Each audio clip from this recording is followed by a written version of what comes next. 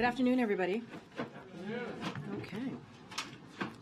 Tomorrow, President Biden will travel to areas impacted by the recent extreme weather in California. Stops include the Santa Clara and Santa Cruz counties, where storms have caused severe floods and landslides. During these stops, the president will meet with first responders, state and local officials, and communities impacted by the devastation, survey recovery efforts, and assess what additional federal support is needed. FEMA Administrator Deanne Criswell will travel with the president, and while in California, the president will be joined by Governor Newsom and other elected officials. The president has been closely monitoring the situation in California over the past several weeks and is being regularly briefed by his Homeland Security team. Throughout this time, he has remained in close touch with the governor and also local officials on the ground. As you all saw, President Biden approved Governor Newsom's request for an expedited major disaster declaration Saturday evening, providing federal support for debris removal, emergency protective measures, and individual assistance to survey whose homes have been damaged or destroyed by the storm. And we have over 500 FEMA and other federal personnel have already deployed to California to support response and recovery operations and are working side by side with the state to ensure all needs are indeed met on the ground. This Sunday, the White House will commemorate what would have been the 50th anniversary of Roe v. Wade. Vice President Harris will travel to Florida to deliver a major address on the fight for women across America to have access to reproductive care and make their own health care decisions. 50 years after the Supreme Court's 1973 decision in Roe v. Wade, ultra-MAGA Republican officials continue to push at all levels of government for extreme legislation rolling back women's fundamental rights, including a national abortion ban. At the state level, more than 60 anti-choice bills have been produced for the 2023 legislative session, including extreme proposals going as far as threatening women with felony charges for accessing care. In stark contrast, the president and the vice president remain committed to fighting these extreme attacks on women and expanding access to reproductive care however they possibly can. This Sunday, the president will speak about the fight to secure women's fundamental right to reproductive health care in the face of these attacks. She will talk about what's at stake for millions of women across the country, and most importantly, the need for Congress to codify the protections of Roe into law. The president and the vice president and a strong majority of the American people believe that women must be empowered to make decisions about their own lives and health care, and that those decisions should not be politicized or second-guessed by politicians. Unfortunately, that is exactly what Republican officials are doing in Congress.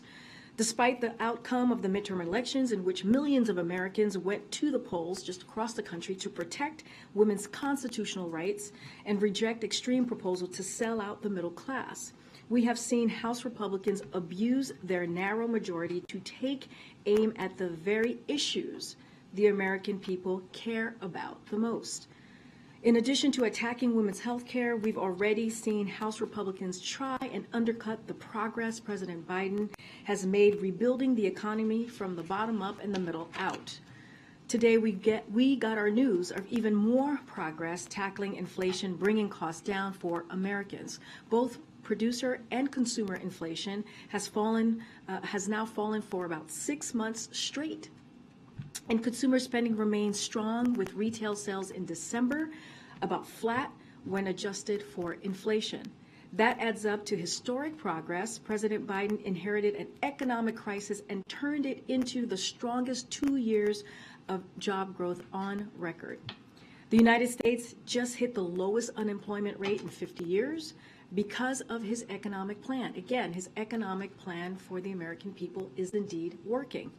But as he is fighting to bring costs down more and ensure that middle-class families get a fair shake, House Republicans are advancing an economic plan that will take tax cuts for the rich, higher prices, and cutting cutting social security and cutting Medicare as well. Their very first vote of the new Congress was a bill to worsen inflation and tax welfare for the rich. They want to impose an unprecedented tax increase on middle-class families in the form of a 23% sales tax in order to provide even more tax giveaways to the super rich and big corporations. They're going to vote to raise gas prices and deprive Americans of relief at the pump, and they're threatening to kill millions of jobs and 401k plans by trying to hold the debt limit hostage unless they can, again, cut Social Security, cut Medicare, cut Medicaid. So on this last point, the president has been clear. He will not allow Republicans to take the economy hostage or make working Americans pay the price for their schemes to benefit the wealthiest Americans and also special interest. With that, I say this all the time, Josh. I haven't seen you in a long time. And you always tell me you've been here. Okay, hi, good to see you, Josh. Kick us off, please. Given everything you just laid out with regard to House Republicans, what has the White House seen or heard from House Republicans that gives you confidence that we can avoid a default? Look, we've been very, very clear, and I'll say this again. Let me first say this part, that after the midterm elections, the president was very clear. After we saw a historic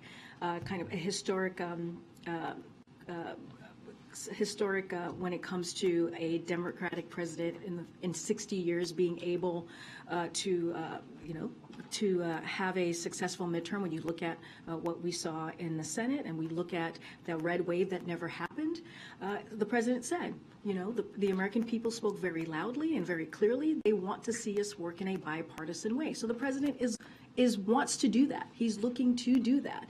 But also, when you think about the debt limit, it is, we've been very clear.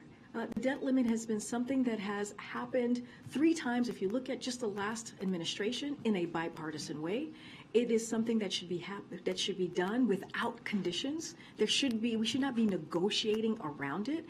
It is the duty, the basic duty of Congress to get that done. And so we're just not going to negotiate about that, because again, it was done under the last president. It was done 3 times, again, in a bipartisan way. There is no alternative to Congress' responsibility here to address the debt ceiling. Treasury makes millions of payments each day. Their system is built to pay our country's bills on time. It's not set to make the United States delinquent by paying our bills. There is a reason that Treasury secretaries of both parties, if you think about it and if you all remember, rejected this incredible, risky, and dangerous idea that has never been tried before. So it is essential for Congress to recognize that dealing with the debt ceiling is their constitutional responsibility. This is an easy one. This is something that should be happening without conditions.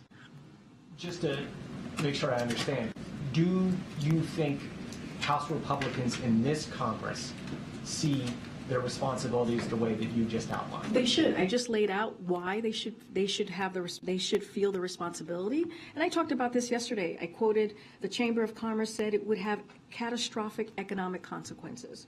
A former economist to Republican Senators Rob Portman, Marco Rubio, Mitt Romney called it a really bad idea and disaster. And in 2011, then Treasury Secretary Tim Geithner called it unworkable and harmful. It is the precedent has been for both parties to come together and to get this done. We are talking about the full faith and credit of our country. And then secondly, real fast, help us understand, given the frequency with which President Biden works in Delaware, what is the case against having visitor logs for his house? So I am going to refer you to the White House counsel. They actually addressed this. They answered this question that you are asking me, I believe, on Sunday, and I also believe the Secret Service put out a statement. So I would refer you to those 2 statements that came out from the White House.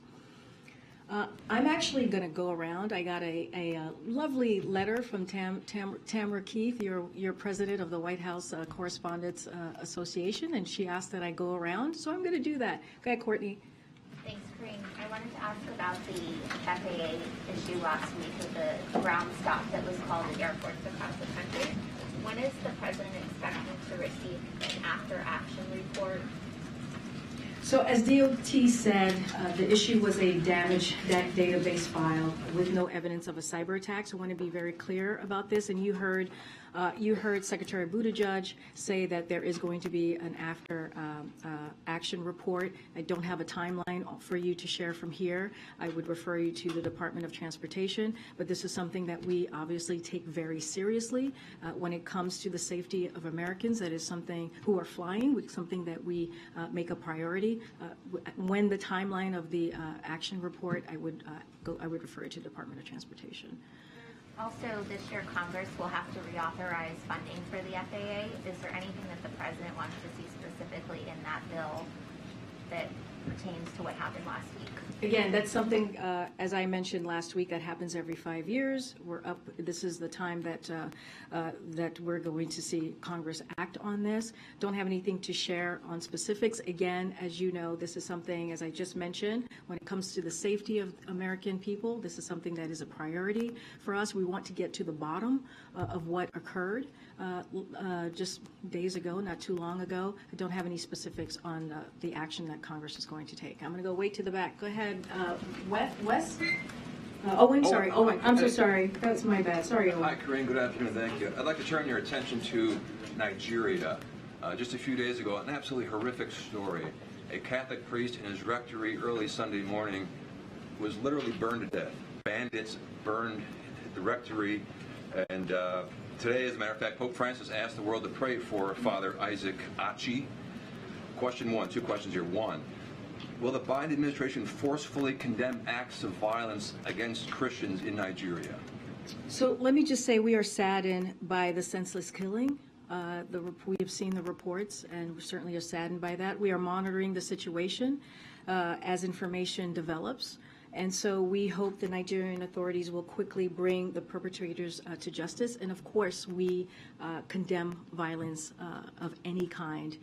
And so that is something that you've heard me say many times from this podium, and that is something that we will continue to condemn. Just to follow up on that, how many more Nigerian priests have to be so brutally murdered before Nigeria is placed back on the countries of particular concern list, the State Department's list? Mm-hmm. That is something I would refer you to the State Department about, that particular list. Go ahead, Niles. Thank you. On this question that was the debt limit, which was a lot of the talk in here, the last couple of days, is there any way that the president would be willing, if the president meets with congressional leadership on other matters between now and when Secretary Yellen says we'll reach the default point, will he entertain discussions at all during meetings that may be on some unrelated topic with members of Congress about debt limit negotiations, or will he just sort of say, no, we're not going to do this, we'll discuss the topic at hand, but we won't talk about negotiating over the debt limit? So let me be clear, I don't have a meeting with leaders to read out at this time or to announce, but we've been really clear, we will not, there will not be any negotiations over the debt ceiling. We will not do that. It is their constitutional duty. You think about how Congress has dealt with the debt ceiling for the past several decades. It is their responsibility, their constitutional responsibility to act. And so, but more broadly speaking, at the start of this new Congress, I've mentioned this before and I'll mention it again, we're reaching out to all members from both sides of the aisle so they make sure that they know who to reach out to when it comes to the Office of Legislative Affairs so that we continue to build those relationships. Again, in the past, there has been bipartisan cooperation to address the debt ceiling, and that's how it should be. It should not be used as a political football. That is not how we should be moving forward here. Our outreach is deliberate to ensure Congress knows that the debt ceiling must be addressed, again, without conditions. But always, I'm not going to read out any specific meetings or any, don't have anything else to read out about the president meeting with leadership. Can I just follow up on something that Courtney just asked, actually? Senator Schumer says that the FAA administrator nomination is going to be a priority in the coming weeks.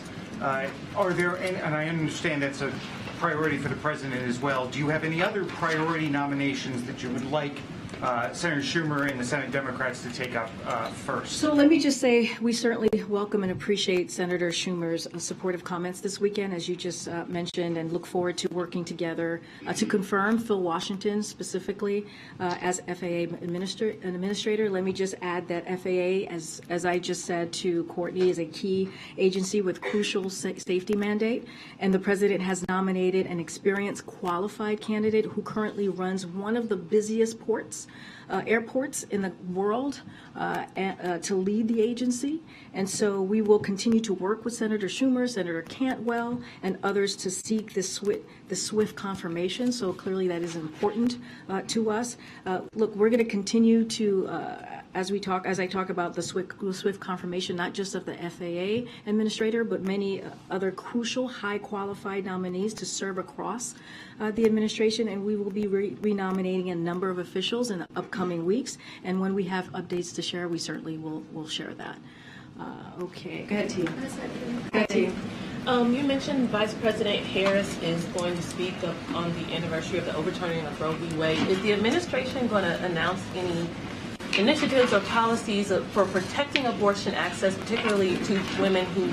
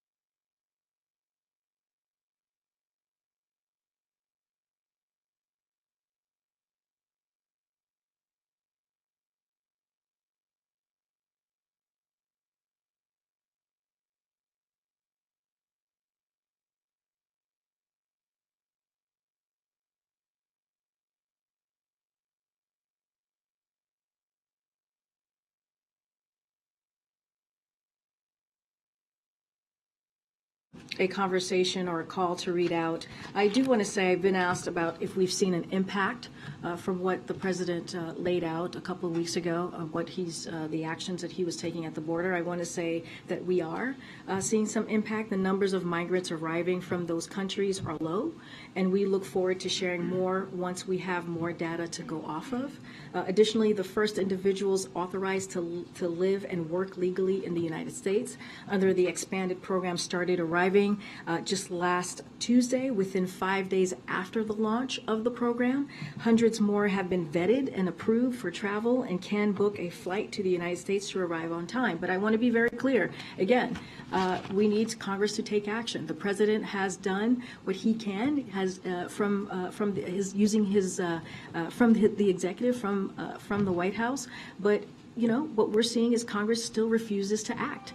The president is going to use every tools available, as you have seen him do these past 2 years, to manage a mass migration event impacting the entire Western Hemisphere. But just not only just one city, right? We've seen it just across the board. So he's taking the steps. He's going to continue to take this very seriously when we think about the border security. But again, Congress needs to act. Republicans need to act. And if they really care about this issue, this is an opportunity to reach across the aisle and work with us on this. Okay. Ms. Karine. Oh my gosh. Go ahead. Thank you, Karine. Yeah. I want to reference an interview that President Biden did in mid-September with 60 Minutes. And in that interview, he chided former President Trump for having in his possession classified documents. He called it irresponsible. First of all, do you think it was proper for President Biden to comment on an ongoing DOJ investigation? So I'm going to say this, and I'm going to keep it really short today, as it relates to this particular issue, as it relates to an ongoing legal matter. I'm going to refer you to Department of Justice with that specific, as it relates to anything that you want to ask of us about this legal matter. I would refer you to the White House Counsel office. I'm going to leave it there. I'm not going to go into further. I'm simply asking you to comment I just commented. We're moving on. Go ahead. No, go ahead. I already answered your question. Go ahead. You really didn't. Well, I did. No, you didn't. Well, it's your opinion. It's your opinion. It's your opinion. That is your opinion. Go ahead.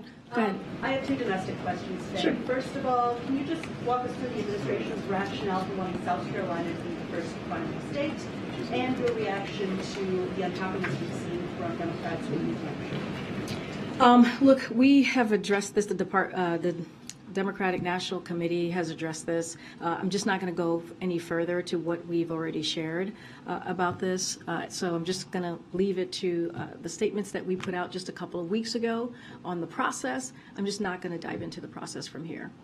Okay, then let me ask about the document issue again, so I can take another stab at it. But we don't know what's in these documents, but can the U.S. and is the U.S. working to reassure allies and partners that you can still participate in intelligence gathering and still be trusted with secrets? Are those conversations that the president is having right now, or that top administration officials are having, for example, Jake Sullivan in Israel? I'm going to say this. The president takes classified information seriously. You heard that directly from him. To classified documents seriously. You heard that directly from him last week. And I'm just going to leave it there. I'm not going to open this up for discussion. We have answered many questions as it is related to the documents. Any specifics that's related to this this review, this legal process, I would refer you to the Department of Justice. And any questions that you may have of us, I would refer you to my colleagues at the White House Counsel's office. So I'll leave it there. Okay. Go ahead, Joey. Go ahead. The president is scheduled to meet on Friday with a group of mayors. Can you just give us a preview of that meeting? How many mayors? What's on the agenda? What's the president's message? What does he hope to accomplish? So as you know, he's going to, as you just mentioned, he's going to meet with mayors, bipartisan mayors who are attending the U.S. Conference of Mayors.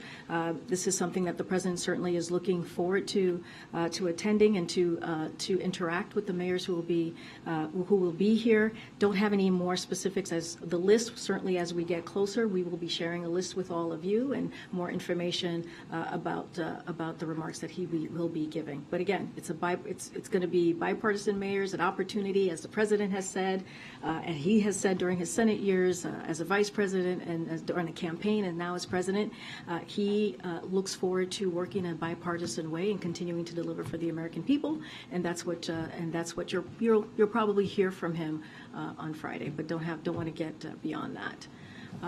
Haryana, way in the back. I'm going to go way in the back. It's been over a month since the U.S.-Africa Leaders Summit took place, and I would like you to give us an update what have been done so far in order to accomplish all the agreements and projects that have been agreed upon during the summit.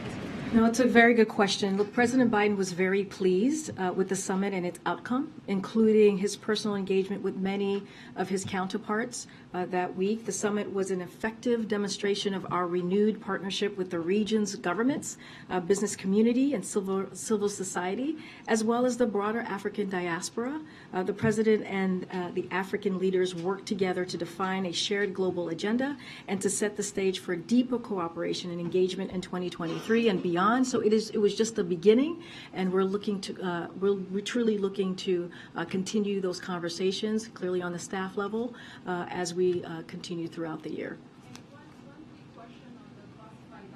How the president is feeling? Is he worried about those documents that were found, or did he somehow regret to what he had done with those documents being found at his property? Is he worried about that? First, I'm going to repeat what I just said moments ago.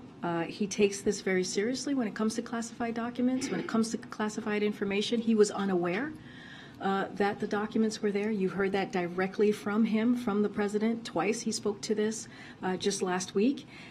And his team is fully cooperating with this process, with this ongoing legal process. Anything specific dealing with this issue, I would refer to the Department of Justice or the special counsel, and I'll leave it there. Okay, I'll come down. Go ahead, Mayor. Thank you, I appreciate it. The White House today put out this really sharply worded statement about the committee assignments, the oversight committee assignments. Marjorie Taylor Greene, Representative Gosar, Representative Boebert getting these assignments on the oversight committee. The statement said, handing the keys of oversight to the most extreme MAGA members in the Republican caucus who promote violent rhetoric and dangerous conspiracy theories. Given this statement, does the White House view the oversight committee as even legitimate? So look, I've been very clear, and I just said this moments ago. The president intends to work with both parties in good faith, if they choose to, and make more progress on behalf of the American people. He has said this. We will continue to say this. But unfortunately, to your point, Mary, on some of these key committees, it appears that House Republicans have handed over the keys to the most extreme MAGA members of the Republican caucus. This is what we're seeing from the other side of Pennsylvania Avenue. These are members who have promoted violent rhetoric and dangerous conspiracy theories, including suggesting violence against political opponents, trafficking in anti-Semitic lies, and defending and downplaying a violent insurrection against our democracy. Many of you covered what we saw on January 6, 2021. And so Republican leaders should explain. They should have to explain, not us. They should have to explain why allowing these individuals to serve on these committees and come clean with the American people about the secret agreements, the secret deals that were made with these extreme MAGA extremists that are currently in the House. And so that is something for them to respond to. That question goes to them. Sounds like you don't view the committee as very. I did not say that. I laid out what the president intends to do. I laid out what unfortunately, what the actions that they have taken, how unfortunate it is to basically hand over the keys to some of the most extreme people in the Republican Party, the MAGA, ultra MAGA Republicans, and what they've done. But it is not for me to answer that question. It is for them to answer why is it that they chose to move in that direction. And can I just follow up what you just said earlier about the president being surprised the documents were even there? That he said multiple times, you said again, he was unaware that these classified documents were even in his garage, in his residence. Given that you could actually just be surprised that documents were there, does that suggest to you, to this White House, that reform is needed? There needs to be changes for how classified documents are tracked through the U.S. government. I'm not in a position to talk about reform or how this process should go forward. What I will say is this is something that's being reviewed by the Department of Justice. I would refer you to them. I would refer you to the special counsel. I'm just not going to go any further than that. Okay. Ariel. Thank you so much. I would have two questions. One is Ukraine, one on the economy. On Ukraine, the Wall Street Journal and the German newspapers, the Deutsche Zeitung, are now reporting that the Germans won't provide tanks for Ukraine unless the U.S. does exactly the same. So this seems to be a kind of deadlock situation here. What's the administration doing about it? So I was asked this question yesterday. When it comes to the U.S., we're in constant communication with Ukraine, and will continue to provide them with what they need as they defend themselves against Russian aggression and against this brutal war that we have seen from Russia for almost a year now. But I don't have any new announcements to share of any types of security assistance to preview. Look, when it comes to other countries, the president believes that each country should make their own sovereign decisions on what steps of security assistance and what kinds of equipment they are able to provide Ukraine, as, again, Ukraine defends itself against Russian aggression. So, for instance, we welcome Germany's recent announcement that they will send infantry fighting vehicles and a Patriot missiles battery system to Ukraine. We also support the decision by the UK over the weekend to send Challenger tanks to Ukraine. And we have seen incredible solidarity by nations around the world to support Ukraine. But it's not for us to speak to. That is each country's decision to make their own sovereign decisions on this. As it relates to the U.S., we have been, as you know, the largest provider of security assistance, of humanitarian aid. We will be standing by with the Ukrainian people and helping them in any way that we can to defend themselves until throughout this process. But I don't have any announcements to make at this time. The president has been quite optimistic in his latest statements about the possibility of a soft landing for the economy, but at the same time we also have massive layoff announcements like Microsoft just today. Is this a matter of concern for the White House? So that is something, as you know, that we watch closely anytime there are reports of Americans losing their jobs. President Biden knows firsthand the impact of losing a job and what that can have to your entire family. This is something that he knows and understands very well. I don't have a comment on specific moves announced by particular companies. As you know, we are very careful from here talking about private companies, but more broadly speaking, layoffs remain near record lows according to job openings data. We found out this week that 10 million new small businesses have been created since President Biden took office. I talked about this from this podium just yesterday. And similarly, third quarter GDP revision shows that the U.S. economy continues to grow and add jobs. We've also seen companies like TSMC, IBM, and Hyundai announce new investments doubling down on building technologies of the future like chips and AI and electric vehicles in the U.S. Companies across the economy are continuing to grow and invest in the United States. But again, of course, this is something that we watch very closely. Okay, go ahead, Sabrina. Thank you so much. And welcome back. Thank you. China reported that its economic growth fell to 3% last year and its population dropped for the first time since 1961. Is the administration concerned about China's relative economic weakness, and do you think that this raises the likelihood of an economic downturn in the U.S. and the global economy this year? So look, I'm not going to comment on how China handles its own economy, but what we are focused on is our approach, which has to ensure that the United States economy remains resilient. And that's the president's focus. And when we're talking about resilience, we're talking about resilience in the face of global challenges and has helped spur a historic recovery. That is what we have seen in this president's first 2 years of his administration. We'll continue our work to make progress on reducing prices and investing in our infrastructure, manufacturing, and clean energy economy. And so we, of course, monitor all global developments and will continue to stay in touch with our partners, allies, and key market sectors, including China. As you have seen, Secretary Yellen is in China, and she's going to be meeting with China's vice president on Wednesday, which is today. And so, again, she's there currently right now in China. And there have been more allegations about Congressman George Santos's misuse of finances. Of course, this is in addition to him fabricating key details of his background while running for office. prompting more calls from both parties for his resignation. Just wanted to check back in. Does the White House think he should resign? So look, we've said this before, and I think I said it probably the first few days of this new Congress in this new year, which is it is up to the Republican conference who have to decide what they owe the American people. It is their decision to make on what it means, what they see as it relates to the terms of standards and service. They have to decide that. It is their conference. He is part of their conference, clearly.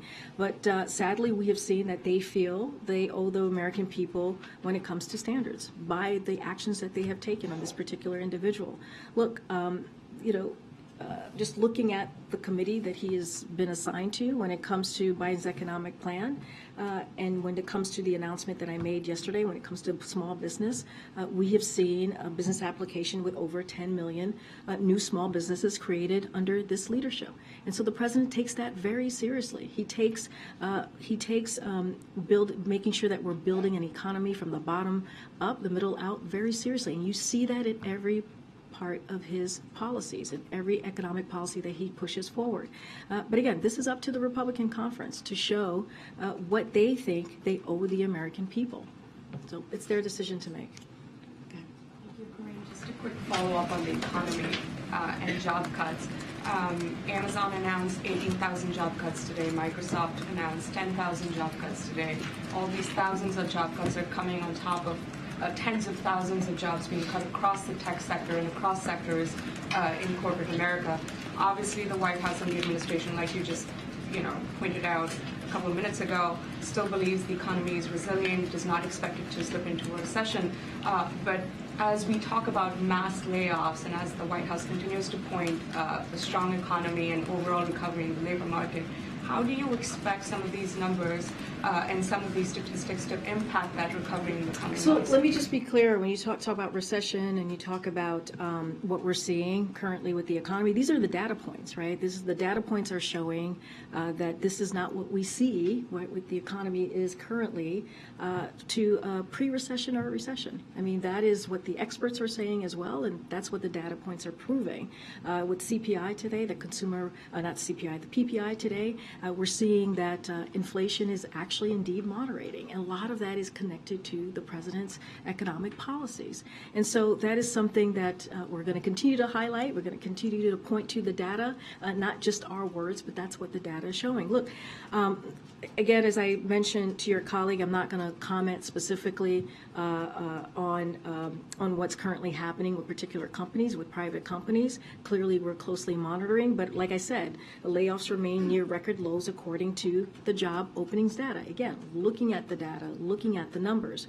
We found out, again, I talked about the small businesses, 10 million new small businesses have been created since the president took office. That matters. Those data points also matter. The third quarter GDP revision shows that the U.S. economy continues to grow and add jobs. So that's what I will point you to in answering your question as I just laid out. But again, we are seeing we're seeing the president's economic policy actually working, and I think that's important as well. Is there more work to do? Always more work to do, and you hear that from us as well. So it's no immediate concern from these tens of thousands of What I'm saying is we're going to across closely monitor this. We are always keeping an eye on these things, but these are private companies that are making decisions, and we're just not going to comment. And a quick one on China, if I may. You were talking about Secretary Yellen. Treasury announced today that she's planning to go to China.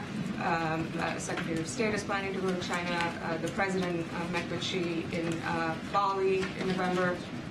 Clearly, there is sort of momentum in some sort of rebuilding of ties between the two nations. Going forward this year, should we expect the administration and the White House to perhaps tone down its rhetoric against China and really focus on rebuilding the relationship between the two I think we've been economies? very clear on our approach with China. That hasn't changed. We're looking for a competition, right? That's how we see our relationship with China, that hasn't changed. It's not going to change. When the president walked into the administration in 2021, it's certainly not going to change in 2023. Go ahead, Karen. I actually have an answer for you on the question you asked me yesterday. So I said I would will follow just up. say yes. Okay, if you have a response. This is the New Mexico, The New I believe, Mexico, right? yes, Okay, yes. so the allegations here are horrifying and shocking, and it's a miracle that no one was hurt. The president has spoken out repeatedly and emphatically about how our nation rejects violence as a political tool. That is a bedrock principle of our democracy. It is important for leaders in both parties to reaffirm that particularly as we've seen an increase in violent rhetoric and political violence like we've seen most recently, again, in New Mexico. This administration has also emphasized the dangerous ways in which conspiracy theories and disinformation can lead some individuals to violence. Again, we urge leaders in both parties to reject lies and conspiracies. And finally, let me add, it's worth emphasizing that those intending to use violence as a political tool often choose firearms to intimidate and inflict carnage.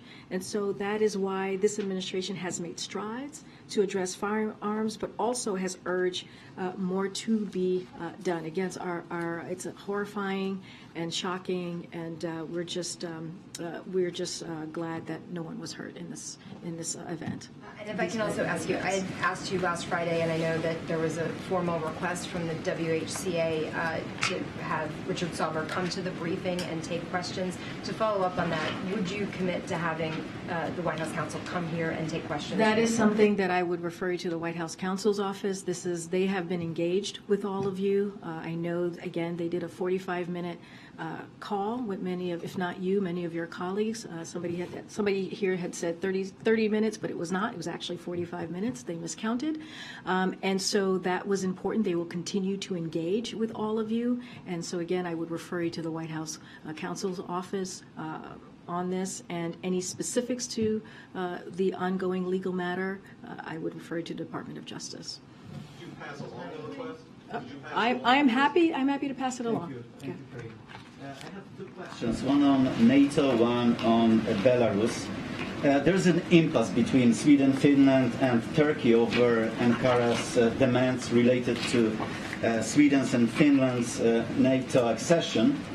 So I'm wondering if you consider those demands reasonable, and if not, does the president consider Turkey a reliable NATO ally? And the second question on Belarus, a trial of a prominent Polish Belarusian activist, Andrzej Poczobut, has started in Belarus yesterday, and he's facing 12 years in prison for just criticizing Lukashenko's regime. Can you comment on that, and is there anything that the U.S. can do to help to press Belarus on this? So let me just say that we do see Turkey as a reliable ally. So I'll answer that question that you just asked me. On anything specific about the agreement and what's currently happening, we would refer you to the Turkish government to speak on their own position. That's not something that I will do for them. I would not speak for them here. What I can say is that we have been a strong supporter of Finland and Sweden's applications for NATO membership and worked with the Senate to move quickly to ratify their applications. You all were here and saw Finland and Sweden's leadership here with the president not too long ago. We have welcomed the rapid ratifications by our allies, and we urge all remaining allies to complete their own ratification process as quickly as possible. To your question about Belarus, so we condemn the regime's blatant attempts to intimidate and harass peaceful protesters, members of the democratic oppositions, journalists, unionists, activists, human rights defenders, and ordinary Belarusians. These politically motivated trials are just the latest examples of the regime's effort to intimidate and repress those who seek justice, respect for human rights, and democratic Belarus. And a democratic Belarus, I should say. To respond to these human rights abuses, the State Department recently took action to impose visa restrictions on 25 individuals for their involvement in undermining Belarus's democracy. The U.S., the United States, stands firmly with Belarusian people and their democratic aspirations. I'm going to keep going. Thank you, Karine. Just to be clear, my question's about procedures here at the White House and not about anything specific related to the DOJ investigation. So I'm just wondering how this episode has prompted a review of the process in which staffers handle classified information and how they are turned over to National Archives during a transition. And to be clear, I'm going to refer you to my colleagues at the White House Counsel's Office. They will be able to address that particular questions. I'm just not going to address something that is even related to an ongoing legal process. Why not? I mean, I'm having a hard time understanding why I just said, questions about procedure. And I just said to you, the White House Counsel's Office will be able to address that question. Is President Biden satisfied with the current SOP of handling classified materials here and turning them over to National Archives? Again, I will refer you to the White House Counsel's Office. They're the people who would be able to answer that question about classified information. So just to be clear, from this point on, are you not going to be taking questions about the classified documents? I have been very clear over and over again. We are going to be prudent here. We're going to be consistent. This particular matter is being looked at. There's a legal process currently happening at the Department of Justice, and I'm going to refer you to the Department of Justice on any specifics to this particular case and anything that has to deal with what we're doing here. I would refer to the White House Counsel's Office. And let me remind you, this is not a new process here. We've been doing this for the past 2 years. Anything that is related to a legal process, a legal matter, we refer it to the Department of Justice. There's nothing new in our process here. Thank you, Karine. Since so many of our questions have been referred to the DOJ and to the White House Counsel's Office, I'm sure you can understand that we're in sort of information blackout where DOJ refers us to the special counsel. They're not holding any briefings. White House Counsel refers us to DOJ. So if you are not able to talk about this from the podium, would you invite a DOJ official to take our questions here to the briefing? No, you would have to go to the Department of Justice. That is not, this is a legal matter that is currently happening at the Department of Justice. And the President has been very, very clear when it comes to these types of legal matters, when it comes to investigations, he's not going to interfere. He wants to make sure that we give back the independence that the Department of Justice should have when it comes to these types of investigations. So certainly would not be bringing them here. So I would refer you to the Department of Justice. I was just very clear. If you have any questions, I would refer you to the White House Counsel's Office. They did a call for 45 minutes yesterday, speaking to many of you. I believe there were more than 200 people on that call. And so I would refer you to my colleagues at the White House Counsel's Office. We're just not getting a lot of questions. Go ahead. Sorry, but on questions that you should be able to answer here that shouldn't have to go to any other agency or entity, can you tell us if there's any sort of assessment that has been planned or launched to determine if national security has been jeopardized at all? Again, that's for the Department of Justice. Why is it a DOJ question? And let's be clear, it's not your decision to make on what I can or can't answer from here. What I'm telling you is that we are respecting the process. We are being prudent from here. There is an investigation currently happening. And when there are investigations that are happening, that the DOJ is currently reviewing or looking at, we have been very consistent to say that you need to go to the Department of Justice. With NSC or with any other intelligence agency? Again, I would refer you. It's very clear. I just laid out. There should be no confusion here. There is a legal process happening, and I would refer you to the Department of Justice. Okay, go ahead, Peter. Can I just follow up on that? We've all reached out to the Department of Justice. A law enforcement official tells NBC News the Justice Department has not told the White House that it cannot talk about the facts underlying the special counsel investigation into classified documents. So trusting you've received that same information, understanding the desire to be prudent, then why can't you speak about the underlying facts? We've been very clear when it comes to even underlying facts, when it comes to specifics, when it comes to something that is under the purview, that the Department of Justice is looking at, especially legal matters, investigations, we do not comment from here, Peter. That has been consistent. So we've been that very consistent. Bob Bauer, who represents the president's personal attorney over the weekend, said that one of the reasons why, and Ian Sams, your colleague who speaks on behalf of the special counsel at the White House, spoke to this in some form yesterday. But he said one of the reasons why they shouldn't reveal further details right now was regular ongoing public disclosures also pose the risk that as further information develops, answers provided on this periodic basis may be incomplete. When the White House did release a statement, the president spoke out on January 9th. The risk of incompletion was a function of the White House's decision not to share all the information it knew, in fact, because we knew on November 2nd, and the first discovery was made. We knew the second discovery was made on December 20th. So there's a risk of incompletion, but will you concede that it's the White House that has been incomplete in its provision of information when it did choose to speak out publicly on January 9th? My colleague actually dealt with this question on the call yesterday on the White House counsel's office. He made the same point as the you, risk of incompletion. and I would refer you to the White House counsel's office.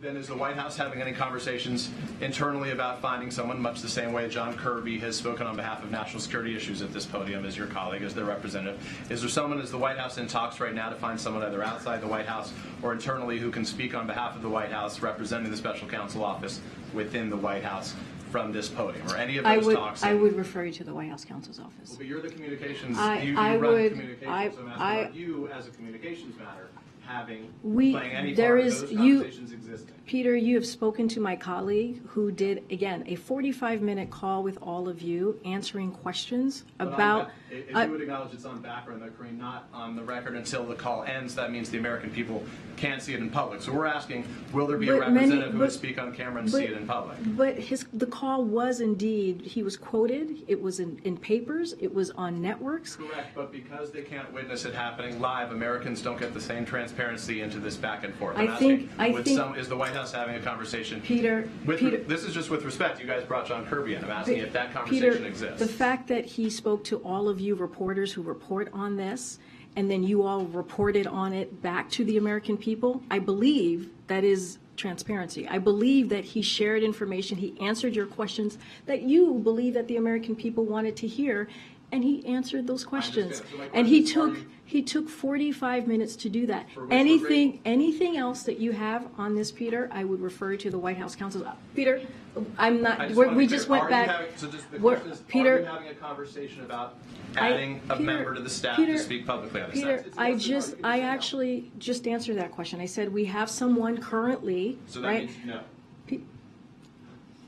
We have someone currently who answered your questions for 45 minutes on a call and took your questions. Yes. Took your questions about this particular issue. Correct. He will continue to do that. He will continue to engage with all of you, right, on this issue, on this legal process that's currently happening from the White House counsel's office. After that, Peter, I don't have anything else to share. Go ahead. Go ahead. Last question. On the debt limit, I know that the White House says that you're not going to negotiate with Republicans on sort of, concessions or anything tied to it. Does that mean that the White House, the president, is dissuading other Democrats on the Hill from engaging in those conversations and those negotiations with Republicans? What we've been very clear about is that in the last administration, the debt ceiling was dealt with three times in a bipartisan way. And so that's what the president wants to see. It is their constitutional duty for Congress to deal with this issue. And again, it's been done in a bipartisan way, and we should not put the full faith and credit of our country and take it hostage, right? We should not do that. And so that's what we've been very clear about. It's been done in a bipartisan way the last three times under the last administration, and that's what we want to see. So just to be clear, Democrats and Republicans in a bipartisan way reach an understanding, reach an agreement as it relates to the debt limit. The president would accept that. We've been very clear. There should not be any negotiations around here. We should not be stepping around dealing with the debt ceiling. We've been incredibly clear here. This is an issue that is a constant, the basic duties of Congress to take care of, to handle. And so we're going to continue to say that. We're going to be very clear. It should be done without conditions. Thank you, everybody. Thank you.